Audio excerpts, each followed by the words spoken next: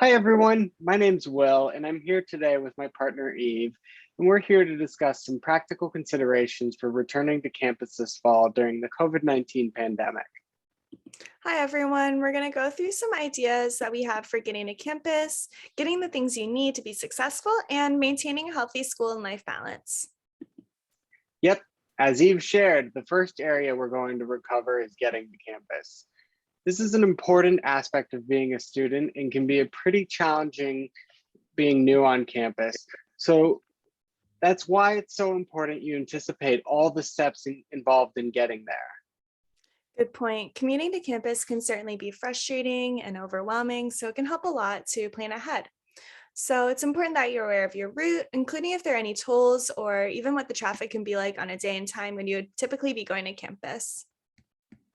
For everyone driving to campus, make sure you know the parking procedures before you get there to ease any potential stress.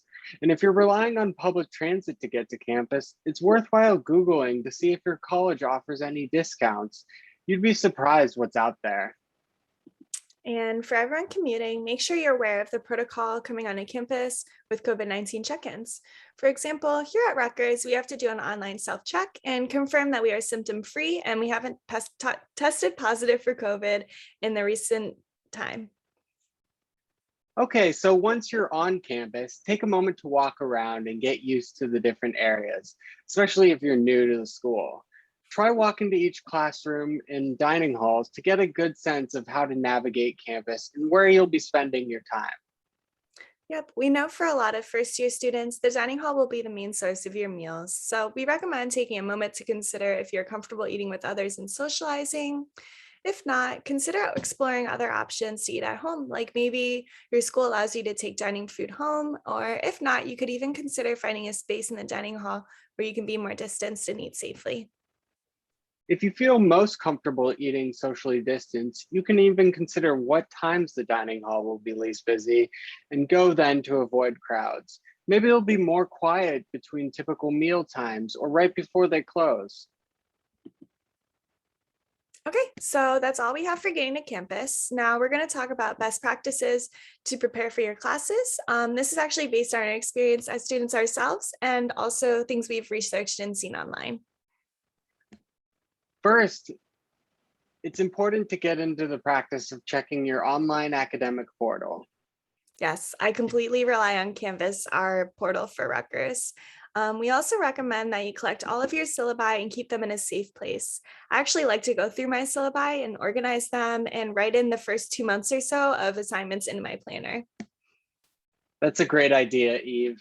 Personally, I like to print off all of my syllabi's assignments and keep them all together in one place where I can reference them quickly.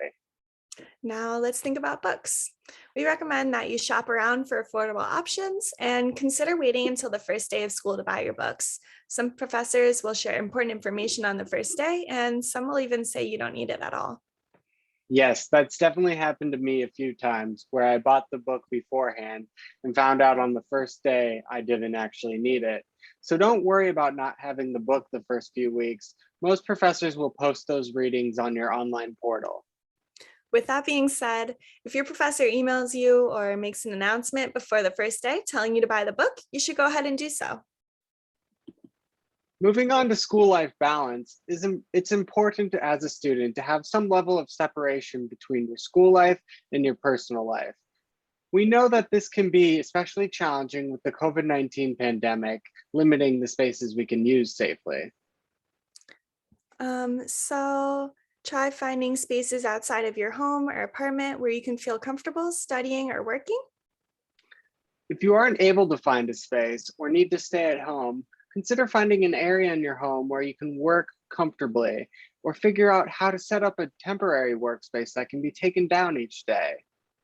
This area could be particularly useful if you need to be home for a day or if things change with COVID-19 restrictions.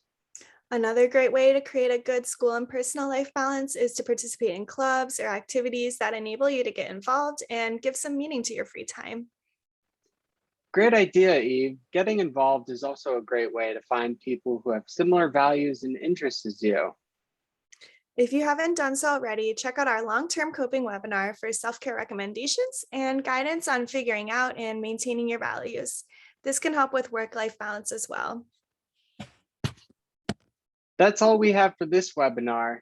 Here are the best ways to contact us: through our website and our email. And check out the other content that we have on our YouTube and our Instagram, which is actually a great way for us to keep in touch and post new webinars that we're making.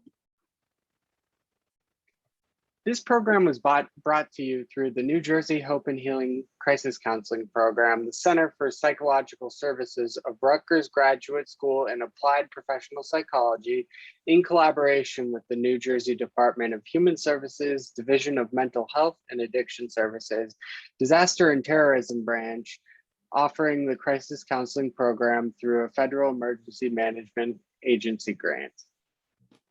Thank you, everyone.